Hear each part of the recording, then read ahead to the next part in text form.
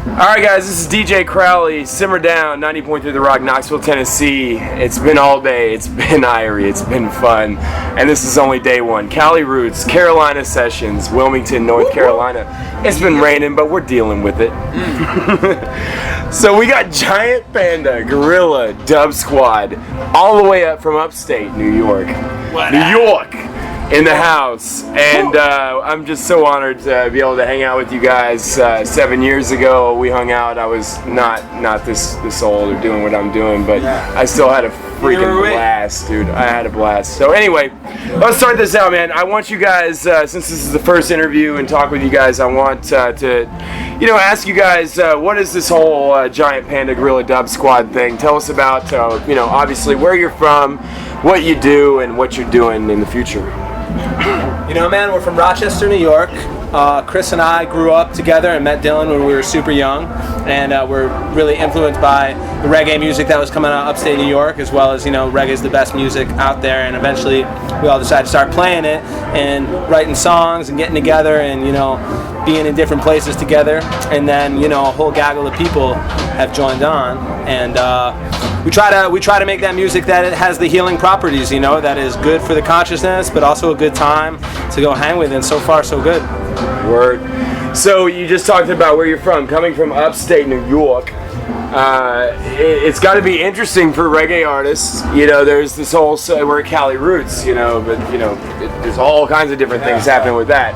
SoCal, there's Southeastern, like we were just talking about a little bit. There's even Midwestern reggae. I mean, there's all this stuff. So New York, the Northeast. What is what's this Irie vibe going on in the Northeast? Tell me about that. I mean, it turns out it's everywhere, man. The Irie vibe, creates itself for lots of people wherever they are, and reggae is we consider it the fastest spreading music in the world since its birth. It's not just the Midwest, the Southeast, and California, and the Northeast. It's China, Osaka, Japan, and Mexico, and everywhere in the world. Everything. New Zealand, So we're just glad to be a part of a worldwide community of reggae musicians, and we figure it's a similar story all across the globe. It's like you've listened to reggae enough that you fall in love with it, and you're a musician, and you try to play it, and one thing leads to another, Yeah, I would add to that everyone's been doing their own style, like you said, in California and in the Northeast. John Brown's Body, they're a big influence on us, huge influence. And also, but it's like our Lem from easystar had likened the reggae movement now to like the blues movement in the 60s and 70s, a lot of the American guys doing, the white guys doing the blues, and also the British guys doing the blues. So I thought that was an interesting comparison, and I think I kind of think that's what's happening right now, North America, South America, Africa, all around the globe, lots of good reggae music, man. So it's cool to be a part of it, man. And do our and take our spin on it, It's definitely inspired by the classic artists, but it's gonna come out the way we play it. It's still gonna be us. So I think that we've tried to hone in on the sound, but keep that roots, foundation. What you just said right there was exactly what reggae music, in my opinion, is doing. What you just said was kind of what I guess is happening in the Northeast, but it is just this everybody just working together. It's a global thing. I don't see any negative vibes here tonight. Bob Marley said it like in the 70s. He's like, man, this is, I can't remember the quote, but he's like, reggae's in its infancy, man. Just wait, It's in its infancy, yeah. Once you hear it, most people are in, and like you turn on, back in the day you got a record, you saw a festival, and now you like turn on YouTube, like anywhere around the world, you get educated about reggae, man. It's that technology too, Science and technology. In the late 70s you had like Aswad from England, and Steel Pulse, so it was growing in that way, and now it's just spreading even more, It's a global job. Yes. And it's good, man, because it's good, positive music, and it's important. All right, so I had some other stuff written down on that, but you guys nailed it, so we're not worried about that. Let's talk about, we'll talk about reggae more at the end, but I want to talk about this new record that's dropping. September the 30th on easystar Records. You know, who is that northeastern whole? You know, I think Yeah, the reggae. family, man. We like the way they do things, you know?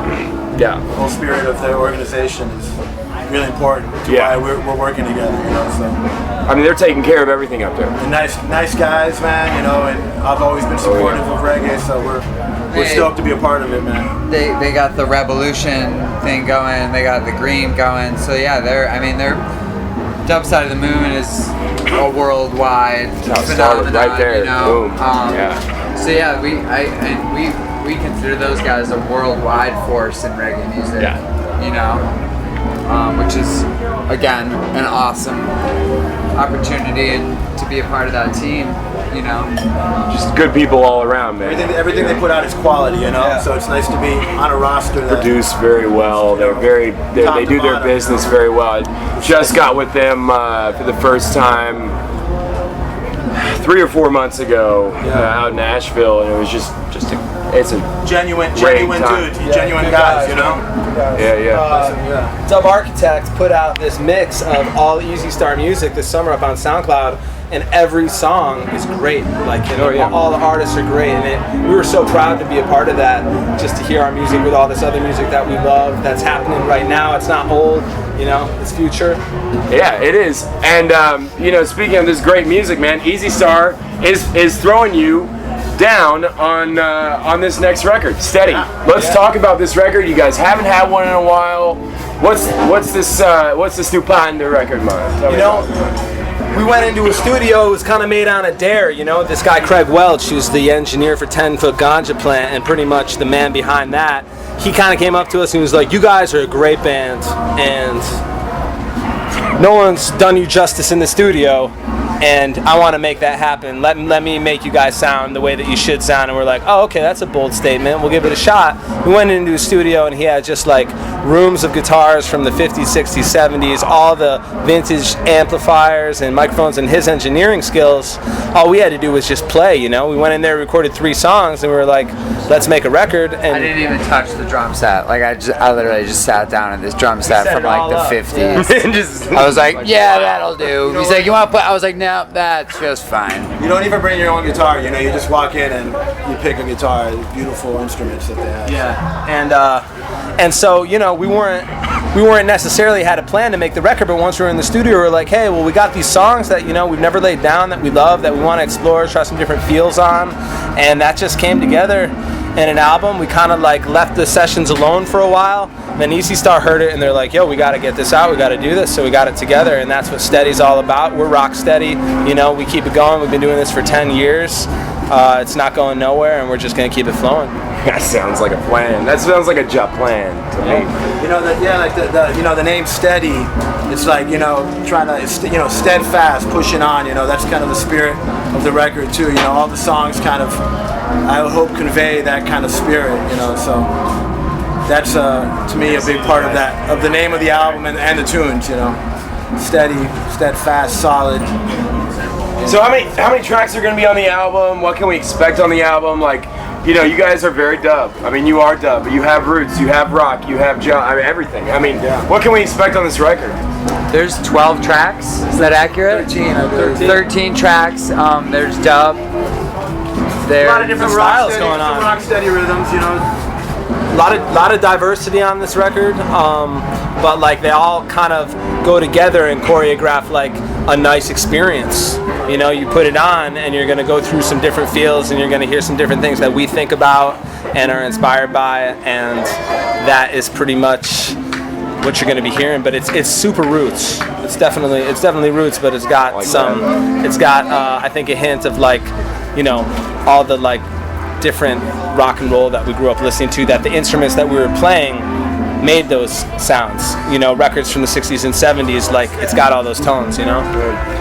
Well, Knoxville, you know, we're at Cali Roots, the Carolina Sessions, Volume 2, Wilmington, North Carolina. What a day it's been. It's only day 1. It's starting to smell good around here. The rain's stopping, and we got some Irie vibes happening. Hey, guys, it's been a blessing to talk to you guys. What does reggae mean to you?